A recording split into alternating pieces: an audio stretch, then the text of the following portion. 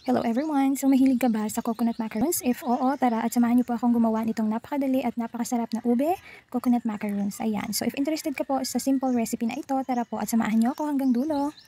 So dito po sa ating mixing bowl is maglagay lang po tayo ng eggs. So gumamit po ako ng 4 eggs dito. And then naglagay po ako ng 1 teaspoon na iodized salt. Naglagay din po ako ng vanilla, pang patanggal po ng lansa. And then i-add na din po natin dito ang ating white sugar. Ayan. So pwede din gumamit ng brown sugar. Kung wala pong white sugar. So, white sugar lang po ang meron ako. So, ito lang po yung gamit ko. So, halu-haluin po natin yung nang mabuti hanggang sa matunaw na yung sugar. And then, pag natunaw na yung sugar is pwede na po natin ilagay ang ating all-purpose flour. Ayan. Then, mix lang po natin yan ng mabuti. And then, pag na-mix na ng mabuti is ihalo na din po natin ang ating 1 can na ube condensed milk. Ayan, kahit anong brand is pwede nyo gamitin. Pagpasensyahan nyo na po yung mga background noises sa sobrang daming manok po talaga dito. At saka whole day talaga ang ingay-ingay ng mga manok dito. So ayan nga po, at haluin lang po natin talaga yan ng mabuti. So bonggang-bonggang paghalo po para ma-mix po talaga lahat ng ating ingredients. Ayan, so after po natin yan mahalo ng mabuti is pwede na po natin ilagay ang ating desiccated coconut. Ayan, so gumamit po ako ng 2 pack na tag 200 grams po yung bigat. So 2 pack po yung ginamit ko.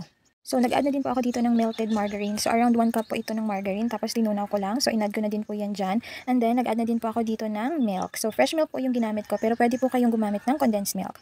So yung measurement po ng mga ingredients is ilalagay ko na lang po sa comment section. Ayan, and nag-add na din po ako dyan ng around half cup ng powdered milk para mas lalo po siyang sumarap. And then yung baking powder po pala, namuntik ko nang makalimutan. So ayun na nga, yun lang po yung mga ingredients. And then haluin lang po natin ito ng mabuti. So mix na lang po ito hanggang sa mag-combine po lahat ng ating mga ingredients. Ayan, so mekos-mekos lang po ng mabuti hanggang sa maging ganyan na po ang kanyang itsura. At kung gusto niyo po na talagang super violet siya, is pwede po kayong mag-add ng konting food color. So depende na po yun sa inyo. Pero sa akin po is enough na yung ganitong kulay. After nyan po is sa ating baking tray is lagyan lang po natin ng parchment paper. Ayan, and then ilagay na po natin dyan ang ating macaroons mixture. Ayan, so depende na po sa inyo kung gaano kakapal yung gusto nyong macaroon bar. Ayan. Pero kahit saan pwede nyo po itong i-bake. Pwede sa mga cupcake tins, pwede din sa llanera, kahit saan pwede talaga. Ayan, so preheat lang po natin yung ating oven sa 170 degrees Celsius and i-bake po natin ito ng around 20 to 25 minutes depende po sa kapal ng inyong macaroons. At after po nating mabake is palamigin po muna natin bago natin i-cut at ganyan na po ang kanyang magiging itsura pag napalamig po natin siya ng mabuti. Ayan, so napakasarap po talaga nito. Mas masarap po itong kainin pag napalamig natin siya ng overnight sa ating mga ref. Pero kung nagmamadali ka, palamigin mo lang siya muna bago mo siya i-cut para mag-set talaga siya ng mabuti. Ayan, so napakasimple lang po at meron ka na pong masarap na coconut macaroons na ube flavor. So pwede din po natin itong gawin para sa ating mga handaan kasi napakasimple lang po talaga ng dessert na ito. Maliit lang yung puhunan at marami na iyong magagawa. So pwede din itong pang negosyo kung business minded ka. For sure malaki talaga ang kitaan.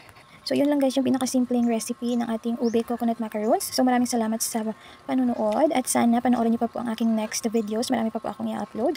At pasuyo naman po ng follow, like, and share para maging updated po kayo sa susunod ko pang mga videos. Thank you so much po ulit sa panonood ng aking video. Have a great day po.